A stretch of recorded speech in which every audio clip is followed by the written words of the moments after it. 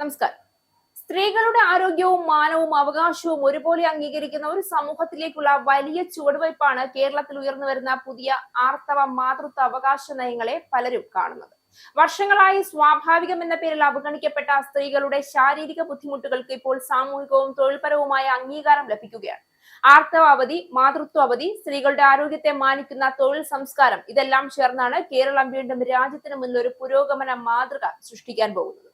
സ്ത്രീകളുടെ ശരീരത്തെയും ആരോഗ്യ പ്രശ്നങ്ങളെയും അപമാനമല്ല, അവകാശമായി കാണേണ്ട സമയമാണിതെന്ന് ഈ നീക്കങ്ങൾ ശക്തമായി ഓർമ്മിപ്പിക്കുകയാണ്.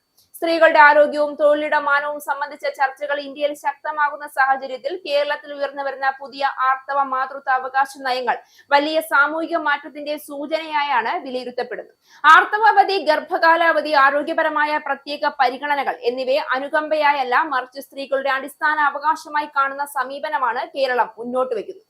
ഇതിലൂടെ സ്ത്രീകളുടെ ജീവിത നിലവാരവും തൊഴിൽ പങ്കാളിത്തവും കൂടുതൽ ശക്തമാകുമെന്ന പ്രതീക്ഷയും ഉയരും. കേരളത്തിലെ വിദ്യാഭ്യാസ സ്ഥാപനങ്ങളെയും പൊതുവിടങ്ങളെയും കൂടുതൽ സ്ത്രീ സൗഹൃദമാക്കുക എന്ന ലക്ഷ്യത്തോടെ പ്രൊജക്ട് മെൻസ്ട്രൽ ഡിഗ്നിറ്റി സർക്കാർ പ്രഖ്യാപിച്ചു. ഈ പദ്ധതിയുടെ ഭാഗമായി സ്കൂൾ വിദ്യാർത്ഥിനികൾക്ക് പ്രതിമാസം 3 ദിവസം വരെ ആർത്തവാവധി നൽകാൻ സർക്കാർ തീരുമാനിച്ചു.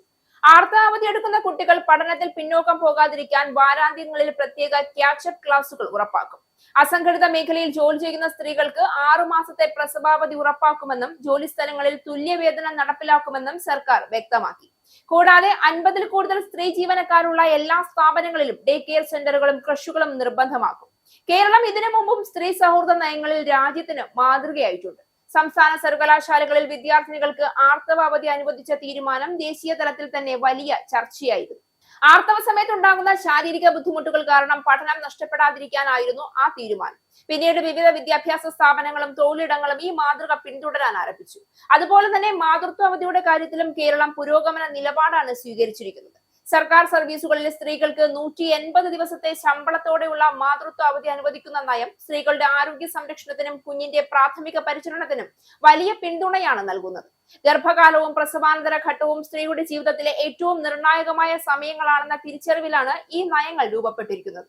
ഇതിനൊപ്പം സ്വകാര്യ മേഖലയിലും മാറ്റങ്ങൾ സംഭവിക്കുന്നുണ്ട്. മാധ്യമ സ്ഥാപനങ്ങൾ ഉൾപ്പെടെ ചില കമ്പനികൾ ആർത്തവാവധി നടപ്പിലാക്കിയത് സമൂഹത്തിൽ വലിയ പോസിറ്റീവ് ചർച്ചകൾക്ക് വഴിവെച്ചിരുന്നു. സ്ത്രീകളുടെ ആരോഗ്യ പ്രശ്നങ്ങളെ തുറന്ന് സംസാരിക്കാനും ജോലി സ്ഥലങ്ങളിലെ പഴയ ടാബുക്കൾ തകർക്കാനും ഇത്തരം നയങ്ങൾ സഹായിച്ചു. ഇത് സഹതാപമല്ല, മനസ്സിലാക്കലാണെന്ന നിലപാടാണ് ഈ നീക്കങ്ങളുടെ പ്രധാന സന്ദേശം. സ്ത്രീകൾക്ക് സമത്വം നൽകുക എന്നത് വെറും നിയമപരമായ അവകാശങ്ങൾ നൽകുന്നതിൽ മാത്രം അവസാനിക്കുന്നില്ല.